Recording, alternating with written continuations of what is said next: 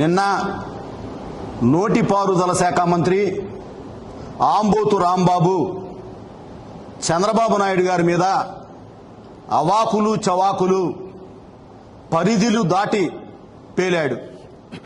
ఈ సందర్భంగా ఆంబోతు రాంబాబుకి ఒకటే హెచ్చరిస్తా ఉన్నా, అయ్యా రాంబాబు, నీ బతుకేంటో, నువ్వేంటో, నీ రాజకీయ చరిత్ర ఏంటో ఒక్కసారి నెమరేసుకోమని అడుగుతా ఉన్నా. నువ్వు 89 కాంగ్రెస్ గాలిలోనే చచ్చి బతికి 6,000తో గెలిచావు 1989లో. ఆ తర్వాత మళ్ళా నువ్వు తిరిగి ఎమ్మెల్యే కావాలంటే 30 సంవత్సరాలు పట్టింది. అంటే అంత నీచుడివి నువ్వు. ఆ తర్వాత 94, 99 ఎన్నికల్లో రేపల్ల నుంచి పోటీ చేస్తే తెలుగుదేశం పార్టీ ముమ్మనేని వెంకట సుబ్బయ్య గారు నీ మీద 26,000 పైచిలుకు ఓట్లు మెజారిటీతో గెలిస్తే ఆ 2 సార్లు నీకొచ్చిన ఓట్లు 22,000. అంటే మా అభ్యర్థికి మెజారిటీ ఓట్లు కూడా నీకు పోలవల. అది నీ బతుకు.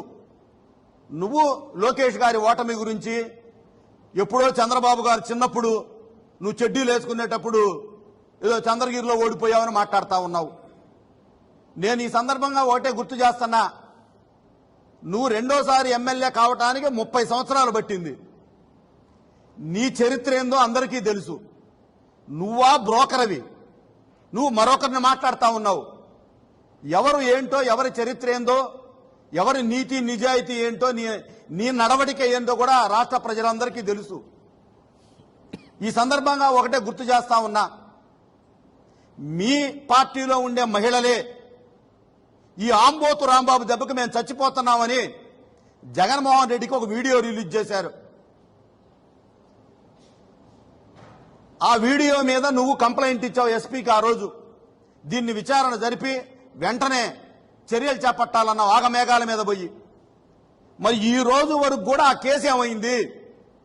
నీకు చిత్తశుద్ధి ఉంటే, నేను అలాంటి నీచుండు కాదు అని అనుకుంటే నువ్వెందుకు ఆ కేసు తేల్చలేదని అడుగుతా ఉన్నా. నీ బతుకేందో, నువ్వేందో మీ పార్టీ వాళ్లే చెప్తా ఉన్నారు. నువ్వు ప్రతి సంవత్సరం సంక్రాంతి పండగ రోజు పేకాట, గుండాట, లాటరీలు అన్నీ పెట్టి డబ్బు సంపాదిస్తావు. ఎంతకైనా దిగజారిపోతావు నువ్వు. మీ సత్తెనపల్లి నియోజకవర్గంలో సెప్టిక్ ట్యాంక్ క్లీన్ చేస్తా ఉంటే ఒక బలహీన వర్గాలకు చెందిన వ్యక్తి చనిపోతే అతనికి ప్రభుత్వం నుంచి వచ్చే 5 లక్షల నష్టపరిహారంలో 2.5 లక్షలు లంచం అడిగిన నీచుడివి నువ్వు ఒక నిజాయితీ పరుడువా? నువ్వా మాట్లాడేది చంద్రబాబు నాయుడు గారు, లోకేష్ గారు, అచ్చెన్నాయుడు గారి గురించి? ఏదో భార్య చెంగులు పట్టుకొని తిరుగుతున్నారని మాట్లాడుతూ ఉన్నావు. సిగ్గుండాలి రాంబాబు నీకు. ఎవరు భార్య చెంగులు పట్టుకొని తిరుగుతా ఉంది? ఎవరి భార్య చెంగులు పట్టుకొని తిరుగుతా ఉంటే తల్లి చెల్లి రోడ్డు మీద పడ్డారు ఇవాళ. దాని సమాధానం చెప్పని అడుగుతా ఉన్నా. మరి నీ కోసం 4,000 కిలోమీటర్ల పాదయాత్ర చేసినటువంటి నీ చెల్లి షర్మిలమ్మ ఎక్కడుంది? ఎవరి దెబ్బకి వెళ్ళిపోయింది? విజయమ్మ ఎక్కడుంది ఇప్పుడు? విజయమ్మ రాజశేఖర రెడ్డి గారు చచ్చిపోయిన రోజు, క్రిస్మస్ పండుగ రోజు మాత్రం వచ్చి నీ బొగ్గ మీద ఒక ముద్దు పెట్టిపోద్ది, మేమిద్దరం కలిసే ఉన్నాము అని. లేకపోతే నువ్వు చంపేస్తావని తెలుసు, వివేకానంద రెడ్డి లాగా చంపేస్తామని ఆమె ఒక భయం. నీ పెళ్లి, మీ నాయకుడు అంటే జగన్మోహన్ రెడ్డి పెళ్లి, వివేకానంద రెడ్డి కూతురు పెళ్లి, డాక్టర్ సునీత పెళ్లి ఒక శుభలేఖ మీద, ఒకే వేదిక మీద జరిగింది. రాజారెడ్డి చేశాడు. అటువంటి చెల్లెల్ని ఇవాళ ఆమె మీద కేసులు పెట్టి సొంత బాబాయిని మీ తమ్ముళ్ల చేత చంపించి నీచానికి దిగజారిపోయినటువంటి మీ నాయకుడు జగన్మోహన్ రెడ్డి చరిత్ర గురించి నువ్వు మాట్లాడతావా? జగన్మోహన్ రెడ్డి ఓ సచ్చీలుడా? నువ్వు ఏదో తెలుగుదేశం పార్టీ చచ్చిపోయింది ఇంకా లెగవదంటా ఉన్నావు. తెలుగుదేశం పార్టీని భూస్థాపితం చేస్తాను చచ్చిపోయిందన్న వాళ్ళందరూ ఎక్కడికి వెళ్ళారో తెలుసు. అందరూ ముందే చచ్చిపోయారు. తెలుగుదేశం పార్టీని చంపేస్తామన్న వాళ్ళందరూ కూడా కానరాని లోకాలకు వెళ్ళిపోయారు.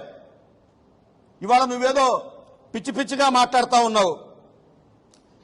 ఇవాళ మీ ముఖ్యమంత్రి జగన్మోహన్ రెడ్డి పిల్లి పిల్లలను మార్చినట్టు మారుస్తున్నాడు.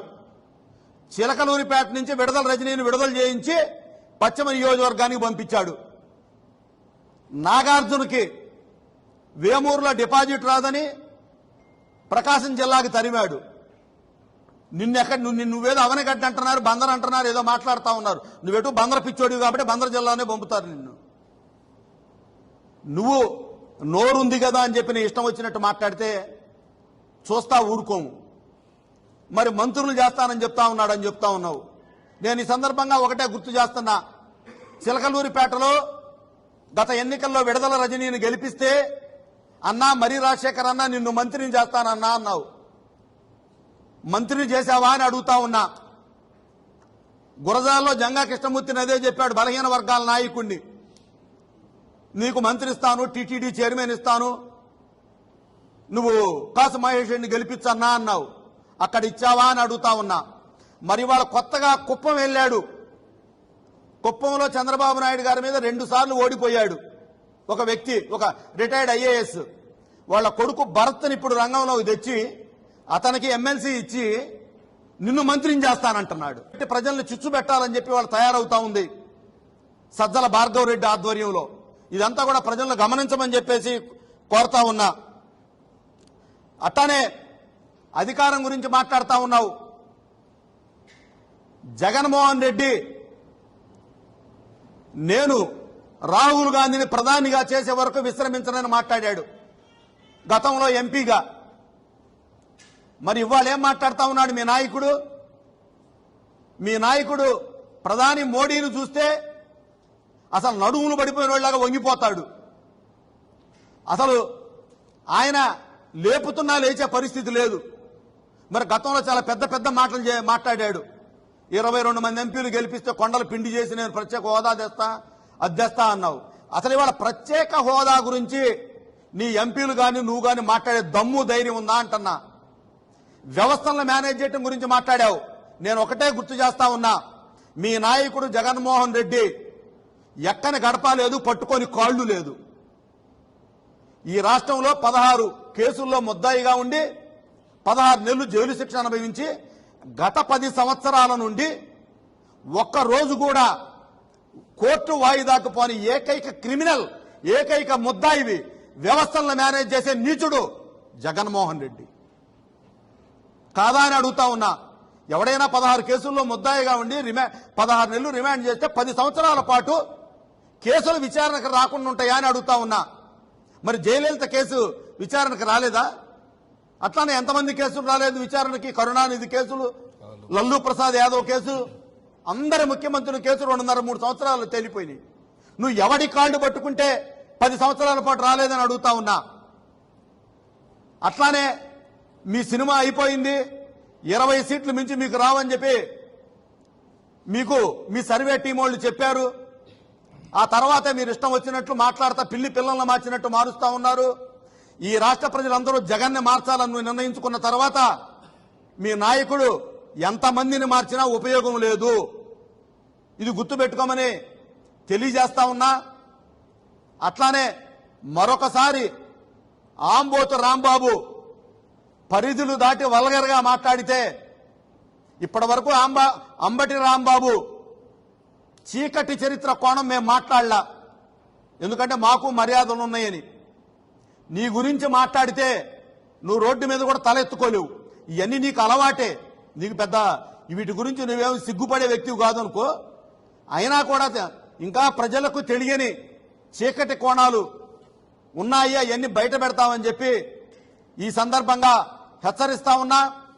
ఇప్పటికే ఎమ్మెల్సీ ఎన్నికల్లో 4 సీట్ల డిపాజిట్లు కోల్పోయారు. కడప జిల్లా పులివెందుల నుంచి మేము అభ్యర్థిని పెట్టి గెలిపించాం. కడప జిల్లా ప్రజలే చేదరించుకుంటా ఉన్నారు. బాబాయిని హత్య చేసినందుకు జగన్మోహన్ రెడ్డి మొహం చుట్టానికి కూడా పులివెందుల వాసులు ఒప్పుకోవటం లేదు, అసలు ఇష్టపడటం లేదని తెలియజేస్తా ఉన్నా. అంబటి రాంబాబుని హెచ్చరిస్తా ఉన్నా.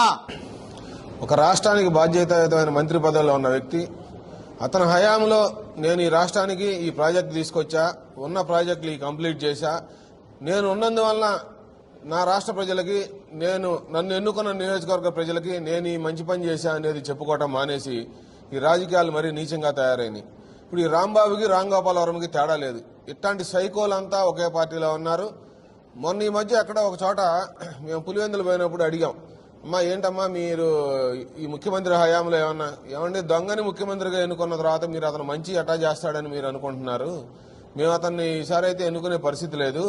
మేము కూడా మా నాయకుడు కొడుకని నమ్మాం, ఈ ఒక్కసారికి అవకాశం ఇచ్చామని చెప్తా ఉన్నారు. అట్లాగే రాంబాబు కూడా అడ్డమైన నీచాలకు పాల్పడతా ఉన్నాడు. ఈ గుంటూరు నగరంలో సిద్ధార్థ నగర్లో ఉంటా అతను ఏదైతే చుక్కల భూముల కింద సిద్ధార్థ నగర్లో నోటిఫికేషన్ పెట్టారో ఆ భూముల్ని బెదిరించడం, తక్కువ రేటుకి ముందే తెలుసుకుని ఈ పెడుతున్నారని చెప్పి ఈ ప్రాంతాన్ని చుక్కల భూమిలో పెట్టించిందే అతను సిద్ధార్థ నగర్ని. ఆ ప్రాంతంలో నాకు తెలిసి ఇప్పుడు 4 సైట్లు కొన్నాడు. ఈ రేపు గవర్నమెంట్ తీసుకోబోతుంది, మీరు నాకు రేటుకి అమ్మండి అని మాట్లాడుకుని 4 సైట్లు దౌర్జన్యంగా కొన్నాడు. అలాగే ఒక ప్రముఖ రియల్ ఎస్టేట్ సంస్థ వాళ్ళని బెదిరించి 1200 గజాలు అది కూడా ఇతను ఖాళీ చేయడానికి ప్రయత్నం చేశాడు, వాళ్ళు ఒప్పుకోవాలా. అట్లాంటి వ్యక్తి ఇవాళ ఏదో నీతుల గురించి చంద్రబాబు గారిని విమర్శిస్తే నేనేదో పెద్ద నాయకుడిని అయిపోతా అనే ఓటమి భయం పట్టుకుని ఇతను ఇట్లాంటి నీచపు పనికి మాలిన విలువ లేని రాజకీయాలు చేస్తా తప్పుడు ఆరోపణలు చేస్తా ఉన్నాడు. ఎందుకంటే ఇతను ప్రాంతం గురించి నాకు తెలుసు. ఇతను ఎక్కడ పోటీ చేసినా రాంబాబు మా మీద క్యాండిడేట్ అయితే బాగుంటుందని అక్కడ పోటీ చేసిన నాయకులు కోరుకునే పరిస్థితి. ఇట్లాంటి అవినీతి రాజకీయాలు మానుకుని నీ శాఖ మీద నీకు పొట్టు లేదు, నువ్వు ఫస్ట్ అది నిలబెట్టుకో, మంచి పని చేయి, తర్వాత ఎవరైనా విమర్శించు. ఇట్లాంటి అన్ని అవినీతి ఆరోపణలు, తప్పుడు ఆరోపణలు నువ్వు గనక మాట్లాడితే, మా నాయకుడిని గనక విమర్శిస్తే నీకు రాబోయే రోజుల్లో ఇంట్లో నుంచి కూడా బయటకు వచ్చే పరిస్థితి ఉండదు. రేపు మా ప్రభుత్వం వచ్చిన తర్వాత సిద్ధార్థ నగర్ మీద ఎంక్వైరీ చేపిస్తాం. నువ్వు ఏదైతే తక్కువ రేటుకి బెదిరింపులకు పాల్పడి భూములు కొన్నావో అవన్నీ తిరిగి ఇప్పిస్తామని చెప్పి హెచ్చరిస్తా ఉన్నాం. ఈరోజు ఆంబాబు రాంబాబు ఒక బాధ్యతాయుతంగా ఒక మంత్రి పదవిలో ఉండి మా అధినాయకుడు నారా చంద్రబాబు నాయుడు గారిని తన నోటుకు వచ్చినట్టు అట్లా పడితే అట్లా మాట్లాడుతున్నాడు. నువ్వు ఆంబోతు రాంబాబు ఒకసారి అద్దం ముందు నుంచొని నేను నారా చంద్రబాబు నాయుడు గారి నుంచి మాట్లాడే స్థాయి నాదా అని చెప్పి ఆత్మపరిశీలన చేసుకోమని చెప్పి ఈ విధంగా తెలియజేస్తున్నాను. నువ్వు గుంటూరు నగరంలో ఉంటా సత్తెనపల్లి శివారుల్లో గెస్ట్ హౌస్లు కట్టించుకున్నావు దేనికి? నీ చీకటి భాగవతం మాకంతా తెలుసు. మేము నీలా నీచులం కాదు. నువ్వు ప్రజాక్షేత్రంలో ఉండవు, ప్రజలకి ఏదో అభివృద్ధి చేసి నీ మంత్రి పదవి వచ్చిన కాడి నుంచి పోలవరానికి ఏమన్నా ఒక ఇటుకరాయన్నా పెట్టావా? ఈ సభాముఖంగా అడుగుతున్నాను. నీకు అవకాశం ఉంటే ప్రజలకి ఏదైనా చేసే ఆలోచన పెట్టుకోగాని మరొకసారి మా నారా చంద్రబాబు నాయుడు గురించి మాట్లాడితే నిన్ను రోడ్డు మీద తిరగనిచ్చే పరిస్థితి కూడా ఉండదని చెప్పి ఈ విధంగా తెలియజేస్తున్నాను. తన శాఖ మీద తనకి ఒక అవగాహన లేదు గాని ప్రతిపక్ష నాయకుడిగా ఉన్న మా నారా చంద్రబాబు నాయుడు గారి మీద అవాకులు చవాకులు పేలుతున్నాడు. మేము ఒకటే చెబుతున్నాం, మీ నాయకుడు 2.5 ఏళ్లలో పోలవరం ప్రాజెక్టు పూర్తి చేస్తా అన్నాడు. దాని సంగతి ఏమైందని ఈ సందర్భంగా మేము ప్రశ్నిస్తున్నాం. అదిగాక దాదాపుగా నీ జిల్లాలో 26 మంది బీసీలపై మీ నాయకులు హత్యలకు తెగబడ్డారు. ఈ రోజుకు కూడా మీ నాయకుడు గాని నువ్వు గాని ఆ కుటుంబాలని పరామర్శించింది లేదు, ఆ కుటుంబాలను ఆదుకున్నది లేదు. ఈ రోజున అంబటి రాంబాబుకు ఒకటే చెబుతున్నాం, రాజుపాలెం మండలంలో నీకు వేల ఎకరాలు కబ్జాకు గురైనవి. ఎలా వచ్చినాయి? అవన్నీ బీసీ సోదరులకు సంబంధించిన స్థలాలు. వాటిని నువ్వు కబ్జా చేసి ఈ రోజున వాటిని ఇచ్చేసామని చెప్పి ఈ సందర్భంగా తెలియజేస్తున్నాం. ఇంకొకటి, ఈ అంబటి రాంబాబు అనే వ్యక్తి గతంలో వడ్డెర కులానికి చెందిన అనిల్ అనే వ్యక్తి సెప్టిక్ ట్యాంక్ లో పడి మరణిస్తే ప్రతిపక్షాల పోరాటాల వలన ఈ ప్రభుత్వం తలొగ్గి 5 లక్షలు ఎక్స్గ్రేషియా ఇస్తే దాంట్లో కూడా 2.5 లక్షలు కమిషన్ అడిగి ఈ రోజున బీసీలందరిలో కూడా ఇతను వ్యతిరేక అయ్యాడు. ఈ రోజు ఒకటే చెబుతున్నాం, నువ్వు గాని మీ నాయకుడు గాని ఈ 4 ఇప్పుడేదో బీసీలకు సీట్లు ఇచ్చాము, బీసీలకి మేము బీసీ కులాలు మా పార్టీకి వెన్నుముక అని మీరు చెప్పుకుంటున్నారు.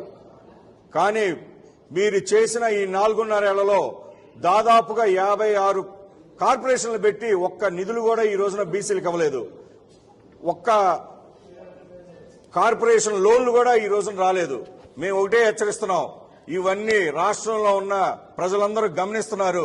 ముఖ్యంగా నువ్వు సత్తెనపల్లి సీటు కాపాడుకోవడానికి మా అధినాయకుడిని నీ ఇష్టం వచ్చినట్టు ప్రేలాపనలు పేలుతున్నావు. నీకు బుద్ధి చెప్పే రోజు, ఈ ప్రజలు బుద్ధి చెప్పే రోజు దగ్గరలో ఉందని చెప్పి ఈ సందర్భంగా తెలియజేస్తూ ముగిస్తున్నాం.